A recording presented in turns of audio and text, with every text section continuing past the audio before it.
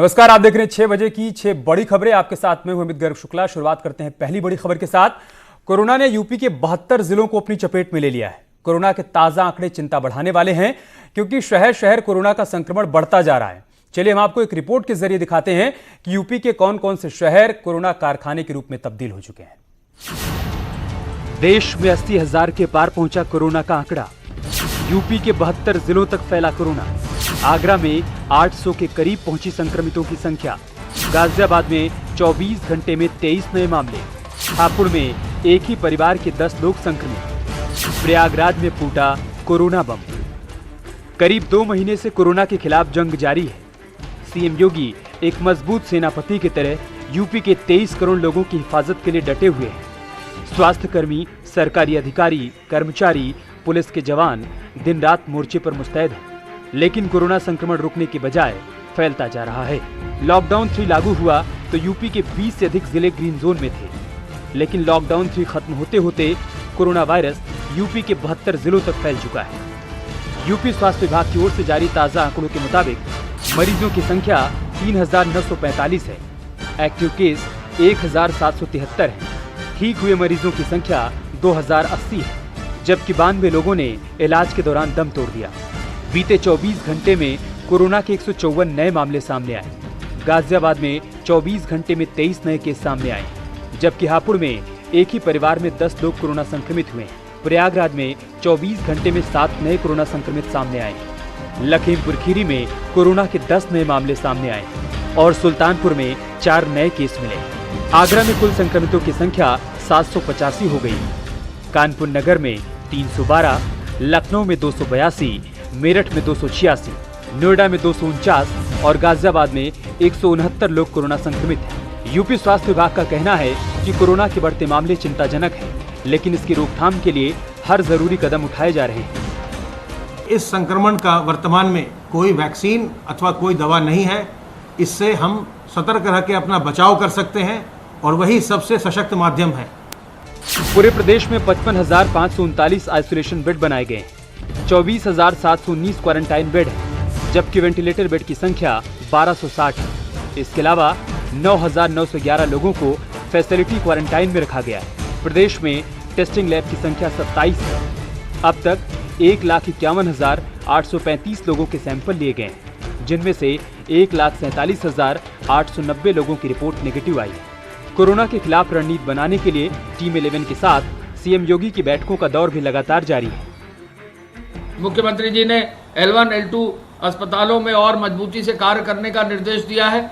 अभी L2 अस्पतालों में ऑक्सीजन की व्यवस्था का निर्देश दिया था, लेकिन अब उन्होंने एक नया आदेश दिया है, एक अपग्रेडेशन किया है कि L1 के अस्पताल में भी 10 बेड ऑक्सीजन के हों। L1 के बेसिक अस्पताल में भी ऑक्सीजन की व्यवस्था हो।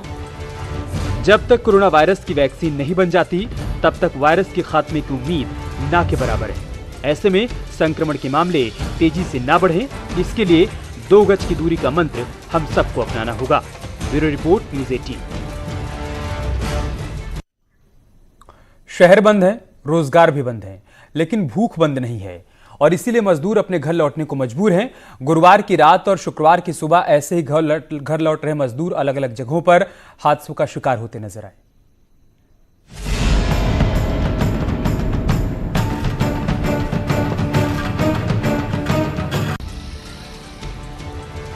जो रोज कमाते हैं फिर खाते हैं, आज वो चले जा रहे हैं। कोई परिवार समेत पैदल चल रहा है तो कोई किसी गाड़ी में लदकर या छिपकर जा रहा है और ऐसे ही सफर के दौरान वो हादसे का शिकार हो रहे हैं। ये 3 तस्वीरें देखिए। पहली तस्वीर जालौन की है, जहां हादसे में 2 की मौत हो गई और 14 मजदूर घायल हो गए। दूसरी तस्वीर बहराइच की है, जहां ट्रक पलटने से एक श्रमिक की मौत हो गई, कई घायल हैं। तीसरी तस्वीर जौनपुर की है, जहां गिट्टी से लदा ट्रक पलटने से एक श्रमिक की मौत हो गई।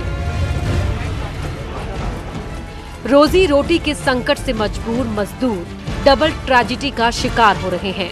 गुरुवार रात और शुक्रवार दिन भर ऐसे कई हादसों की खबरें आई।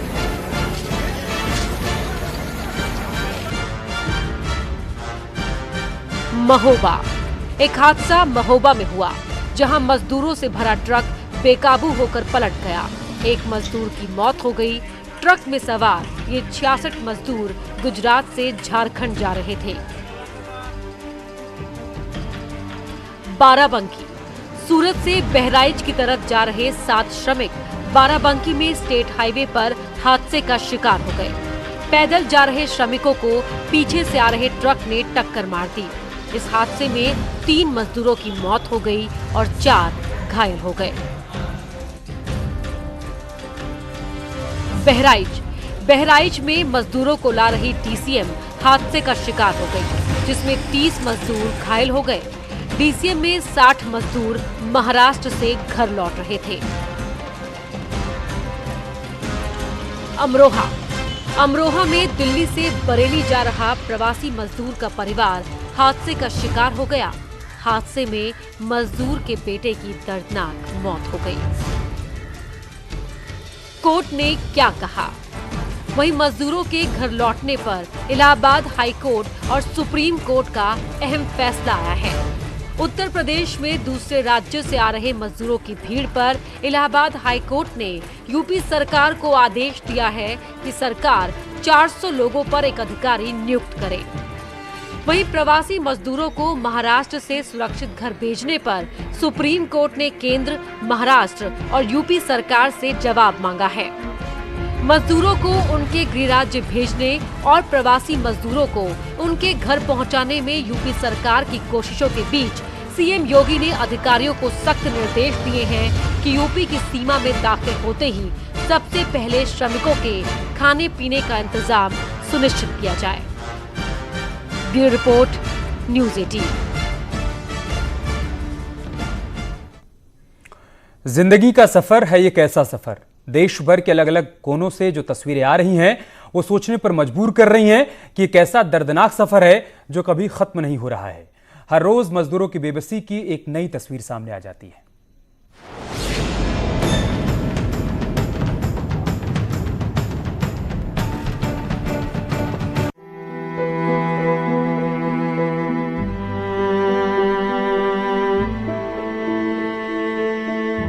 किराए का मकान था, किराएदार ने निकाल के बाहर कर दिया। कोई शौक नहीं है, पेट के लिए तो कुछ न कुछ तो करना पड़ रहा है, पेट के लिए तो भागे हैं। ये दास्तान है उन मजदूरों की जो 4 दिन पहले दिल्ली से प्रतापगढ़ जाने के लिए निकल पड़े हैं, लेकिन मंजिल अभी बहुत दूर है। कहाँ से आए भाई साहब आप? दिल्ली से आए। दिल्ली में कहाँ थे आप? अशोक विहार। क्या करते थे वहाँ पे? सिक्योरिटी गार्ड का नौकरी। हाँ, किराए का मकान था, किराएदार ने निकाल के बाहर कर दिया। हाँ, प्रतापगढ़ हमारा मकान है, कुंडा तहसील है। हाँ, वहीं जाने हैं, किराया भाड़ा पास में है नहीं, पैदल जा रहे हैं। किराएदार ने घर छीना और कोरोना ने सारे रास्ते बंद कर दिए, जिसके बाद पैदल ही अपने सफर पर निकल पड़े। हर नाका बंद हो गया। कतो पैसा कौड़ी, जब हम मान लो अपना लड़का बच्चा कमाने लेकर गए हैं, जब वहाँ पैसा नहीं मिलेगा तो हम इनको क्या खिलाएंगे? खोद के माटी थोड़ को खिलाएंगे। अब वहाँ से इसलिए चल दिया कि गांव में जा रहे हैं, नहीं तो सूखा रूखा निमक रोटी जो है अपने घर में, हमारी जो जड़ जमीन है उसमें अपन जोतेंगे, बोएंगे, अपना खाएंगे। जो धरे हैं कमा के वो खाएंगे। दिनों से पैदल चल रहे हैं आप लोग, किसी हादसे का शिकार भी हो सकते थे, रिस्क नहीं लिया आप लोगों ने? बड़ा रिस्क है, कोई शौक नहीं है, पेट के लिए तो कुछ न कुछ तो करना पड़ रहा है। दिल्ली से भूखे प्यासे निकले करीब 500 किलोमीटर का सफर तय कर फैजाबाद रोड पर पहुंचे ये मजदूर अपने घर प्रतापगढ़ के कुंडा जाना चाहते हैं, इस उम्मीद में कि कम से कम अपने घर जाकर 2 वक्त का खाना तो नसीब होगा। ये हाथ में भूजा लिया है, ये पानी लिया है, कब से चले हैं ये लेके आप? अरे 2 दिन से हुआ, खाते हुए चले आ रहे हैं और क्या करें। बीच में साधन नहीं मिला? साधन कहीं नहीं मिल रहा है। अब पूछते पूछते चले हैं, अब रास्ता बता रहे हैं, कुछ लोग सही बता देते हैं, कुछ गलत बता देते हैं, थोड़ा घूम भी जाते हैं। न रुकने का ठिकाना है, न खाने का कोई इंतजाम, बस चलते जाना है। तो दिन में सफर करते हैं आप लोग, चलते हैं धूप में? धूप में भी चलते हैं, रात में भी थोड़ा 10-11 बजे तक के चल लेते हैं। फिर कहाँ ठहरते हैं? फिर जहाँ होता है इसे रोड के किनारे कहीं भी लेट सकते हैं। डर नहीं लगता है कि कुछ रिस्क भी हो सकता है रात में? रिस्क क्या, रिस्क तो उठा ही रहे हैं। हालांकि रास्ते में कुछ लोग मदद कर देते हैं, जिससे इन मजदूरों का सफर थोड़ा आसान जरूर हुआ। हमको भी शर्म है कि इतने धूप में अपने बच्चे को लेकर चल रहा हूँ, पैर में क्या कहती छाले पड़ जा रहे हैं, क्या करें। लेकिन पेट के लिए अब 2 दिन 3 दिन से हो गया, लेकिन भूखे प्यासे क्या कहती सरकार नहीं दे रही।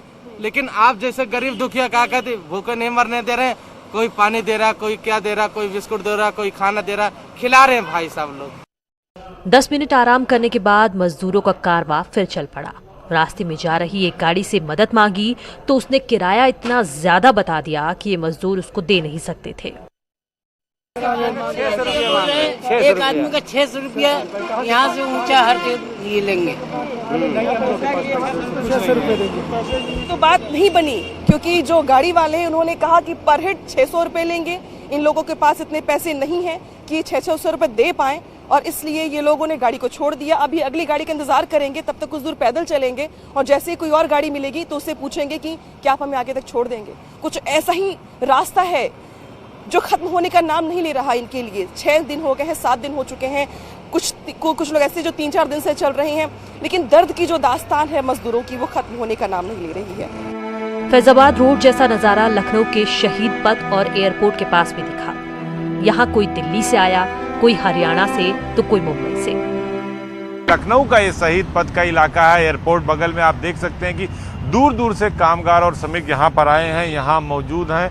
वो अपनी साधन का इंतजार कर रहे हैं, और देखिए उनके पास सामान है। कहाँ से आ रहे हैं आप लोग? दिल्ली से। दिल्ली से क्यों चले आए? वहाँ खाने पीने की व्यवस्था नहीं है? नहीं सर, नहीं है। सरकार वहाँ कुछ नहीं दे रही? नहीं दे रहा था। हम लोग कितना घर से मंगा कर खाएंगे।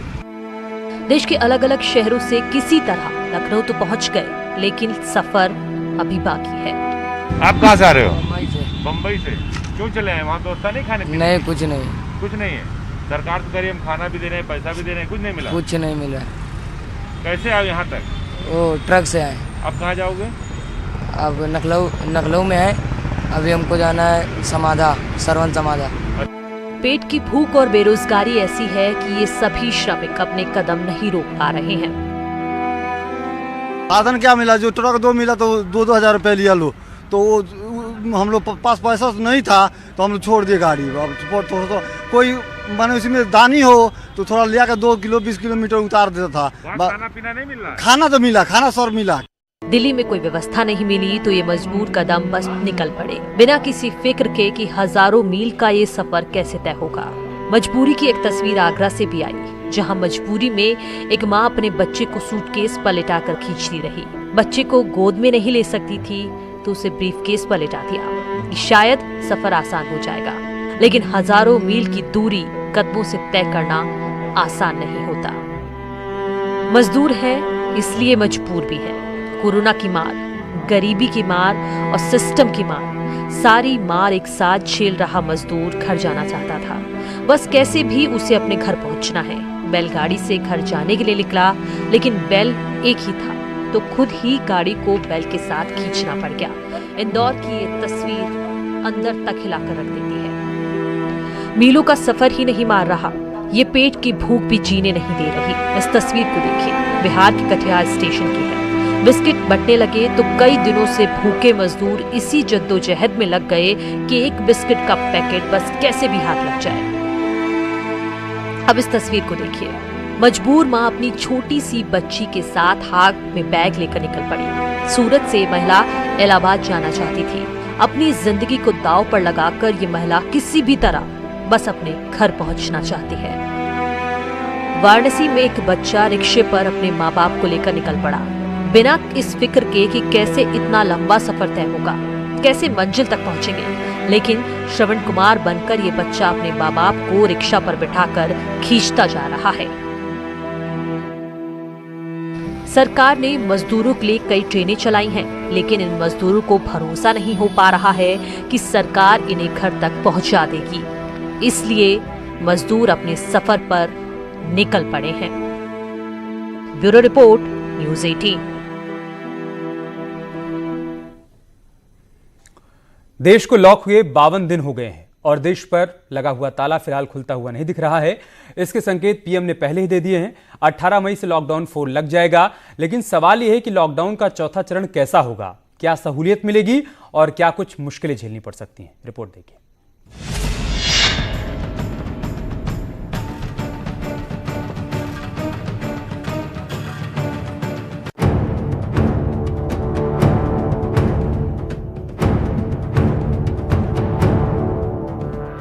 लॉकडाउन के तीनों चरणों को मिलाकर 52 दिन बीत चुके हैं।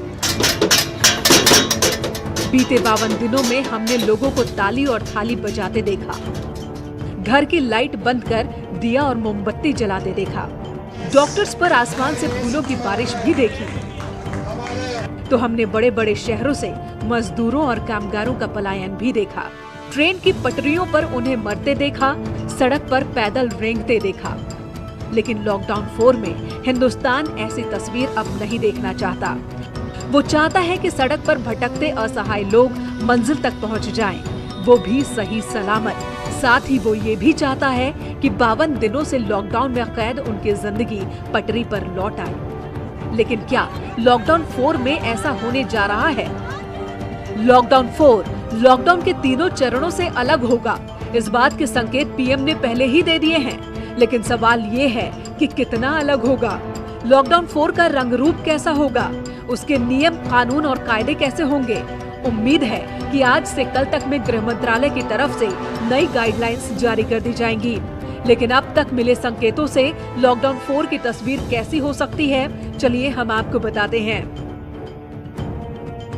नियमों में ज्यादा छूट मिल सकती है, शर्तों के साथ हवाई यात्रा शुरू हो सकती है, बस मेट्रो शर्तों के साथ शुरू हो सकती हैं। निजी दफ्तरों में कर्मचारियों की संख्या बढ़ाई जा सकती है, उद्योगों को छूट का दायरा बढ़ सकता है, लोकल दुकानों को ज्यादा छूट मिल सकती है।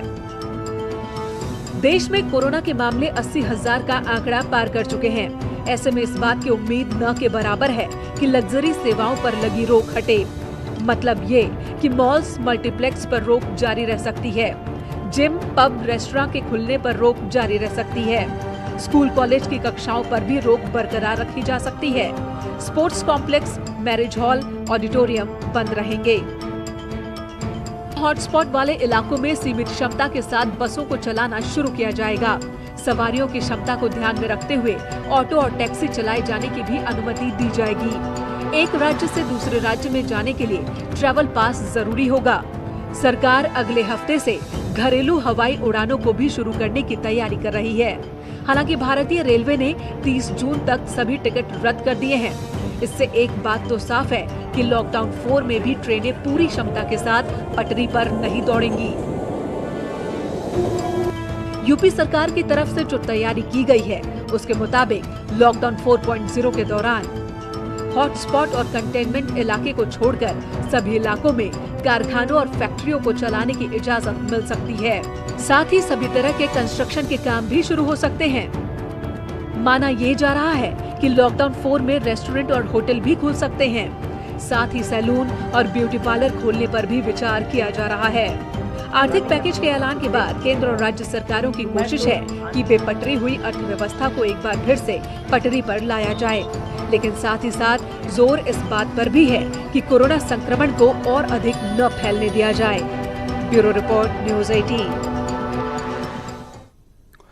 गंगोत्री नेशनल पार्क में दुर्लभ वन्य जीवों की तादाद साल दर साल बढ़ती जा रही है। ट्रैप कैमरों की मदद से करीब 1 दर्जन से अधिक नई प्रजातियों के जीव देखे गए हैं। एक रिपोर्ट के जरिए हम आपको उनके बारे में दिखाते हैं।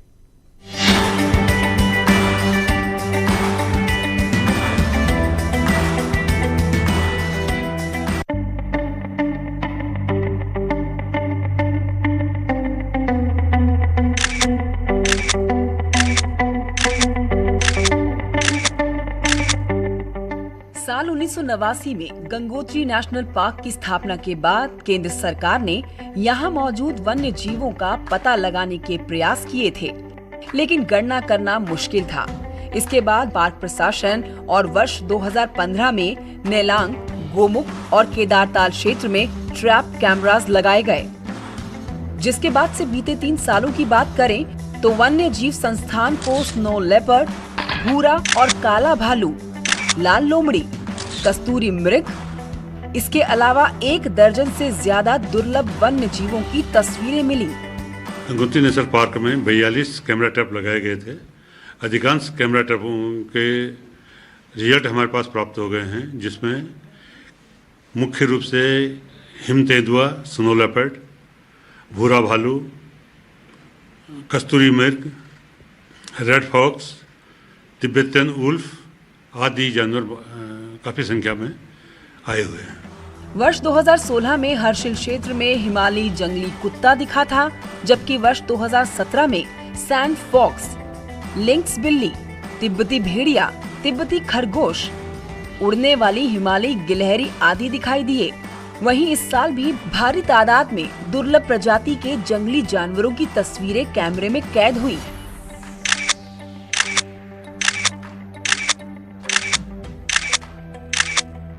और पूरा सिस्टम हमने जो है कैमरा ट्रैप्स के थ्रू जो है मॉनिटरिंग पे रखा हुआ है। और जनरली जैसे आप भी देख ही रहे हैं कि पिछले 2-4 सालों में जो वाइल्ड लाइफ है वो काफ़ी रिच हुई है। गंगोत्री नेशनल पार्क में आने वाले दिनों में यहाँ स्नो लेपर्ड कंजर्वेशन सेंटर भी बनना प्रस्तावित है, जिससे पार्क और बफर जोन में पर्यटकों को कई नए दुर्लभ प्रजाति के वन्य जीवों के दीदार भी होंगे। उत्तरकाशी से जगमोहन सिंह चौहान की रिपोर्ट।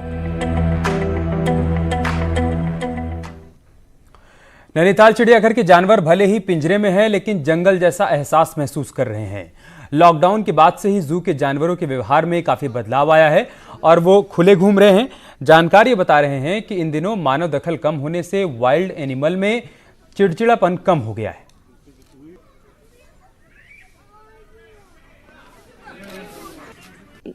वन्य प्राणियों के एनक्लोजर्स को देखें तो उनका जो एनरिचमेंट है, ग्रासेज हैं, प्लांट्स हैं, वो बहुत अच्छे से ग्रो कर रहे हैं। तो उस प्राकृतवास में जो वन्य जीव हैं नैनीताल प्राणी उद्यान में बहुत अच्छा महसूस कर रहे हैं और खुल के विचरण कर रहे हैं।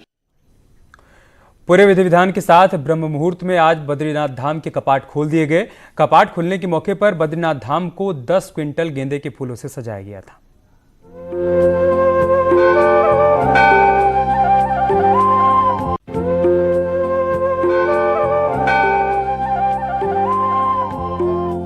चारों धामों में सर्वश्रेष्ठ कहे जाने वाले भगवान बद्रीनाथ धाम स्थित श्री बद्रीनारायण मंदिर के कपाट आज से ग्रीष्म काल के लिए खोल दिए गए हैं। सुबह मंदिर पहुंचने के बाद मुख्य पुजारी रावल जी और धर्माधिकारी जी द्वारा यहां द्वार पूजन के साथ मंदिर परिसर में प्रवेश किया गया। वहीं ठीक 4:30 पर भगवान बद्रीनारायण मंदिर के कपाट इस वर्ष यात्रा काल के लिए खोल दिए गए। कपाट खुलने के साथ ही जहां सभी ने अखंड ज्योति के दर्शन किए, वहीं भगवान बद्रीश के निर्वाण दर्शन का भी सौभाग्य मिला। भगवान बद्री विशाल के श्री कपाट खुले हैं। बहुत शांत माहौल, शांत वातावरण और पूरे विश्व की रक्षा सुरक्षा संपन्नता रहेगी। साथ ही भगवान के प्रथम दर्शन प्रारंभ हो गए। भगवान बद्री विशाल जी के कपाट खुलने के पहले दिन जहां हजारों की संख्या में श्रद्धालु धाम पहुंचे थे, मगर कोरोना संक्रमण के चलते ये पहला क्षण रहा होगा जब मंदिर परिसर में महज पुजारी और हक हकूक धारियों के सहित ही देवस्थानम बोर्ड के लोग ही धाम में रहे। आज पूरे विश्व में महामारी की विपदा आई है, उसके कारण यहाँ लोगों की संख्या ना के बराबर है, जबकि प्रतिवर्ष कपाट खुलते समय हजारों लोग रहते थे। आज कपाट खुलने के बाद यहाँ रावल द्वारा भगवान बद्रीश की पूजा के बाद माता लक्ष्मी जी की मूर्ति को गर्भगृह से बाहर लाया जाता है। वहीं भगवान उद्धव जी के विग्रह को गर्भगृह में स्थापित किया जाता है, जिसके साथ ही बद्रीश पंचायतन की पूजाएं शुरू हो जाती हैं। और इसी के साथ बद्रीनाथ धाम के कपाट खुलने पर सीएम त्रिवेंद्र रावत ने सभी को शुभकामनाएं दी हैं। भगवान बद्री विशाल के कपाट ग्रीष्म काल के लिए खुल गए हैं। ये हमारे लिए बहुत ही शुभ अवसर है। तमाम जो लोग भगवान बद्री विशाल के प्रति जिनकी आस्था है, जो विश्वास रखते हैं, मैं उन सबको बहुत बहुत बधाई देता हूं, बहुत शुभकामनाएं देता हूं। भगवान बद्री विशाल के मंदिर की अनोखी परंपरा है। यहाँ शीतकाल में जहाँ देवताओं की ओर से देवर्षि नारद जी द्वारा भगवान की पूजा अर्चना की जाती है, वहीं ग्रीष्मकाल के समय मानवों द्वारा पूजा की जाती है। न्यूज़ 18 के लिए बद्रीधाम से प्रभात पुरोहित की रिपोर्ट।